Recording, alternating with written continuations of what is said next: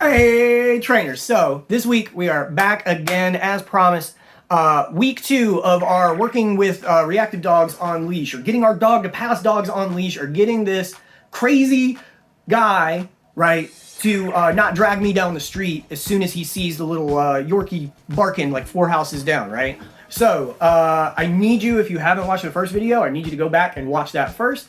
What we talked about, right? We talked about we need to establish a structure of rewards. Our dog needs to know that in various situations, specifically when dogs are present, I will give you food. That might sound crazy until you've tried it and your dog has zero idea, right? We've had them around similar distractions and they'll listen to us maybe when we recall them at the dog park, but maybe when they're on leash, it's like no impact, no idea. It's probably because your dog doesn't understand or know that you will give them treats. We have expansive videos on that and leash walking. We have to have a vague idea of what the dog has to have a vague idea of what we're doing there too before we can begin. Any troubles with that, evaluations are free. Come see us. So week 2, what we're working on, the main point is that we're bumping up that difficulty level. So in the first week, in the last video that I did, a lot of you, I talked to a lot in person and then I had a few comments. A lot of people had a similar opportunity. A common one was benches.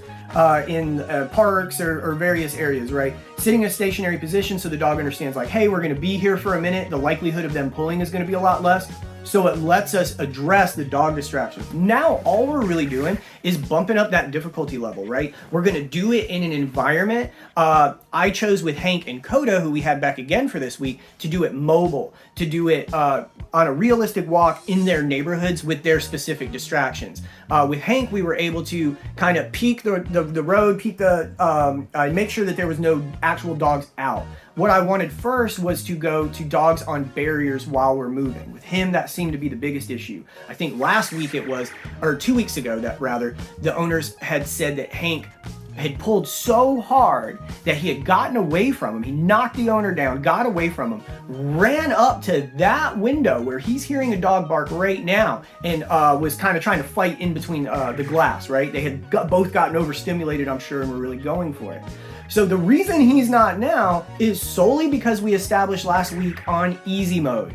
He understands now that sensation, that thing that he's just been tugging into all this time, now has meaning. Hey, this whole week we've been practicing in a similar way. It's never been an option for me to get over there. And oh yeah, that weird bearded guy has food. He's just trying to give it to me, right? We're establishing it in a little bit more difficult of a scenario, right? Same deal with Coda. With Coda, it's a bit more fear-based, but it's a very similar process. I need her to understand that straight bolting away or trying to escape isn't going to be an option, right? With dogs, it was a little bit different. Coda definitely wasn't great leash to leash with dogs before, but having this understanding that I'm not going to be able to play with you, even when the other dog begins to approach, she still understands. She's far enough along now where she's like, well, I don't know what you're coming over here for because I can't really do anything past this.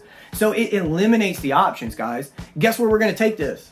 Hard mode, duh, right? First week, easy. Second week, medium. Third week, hard. Now, what that's going to be for both of these dogs is getting in much closer proximity with other dogs. We're going to try to get both. I'm going to try to get both to them over this next week so we can get that video ready for next week.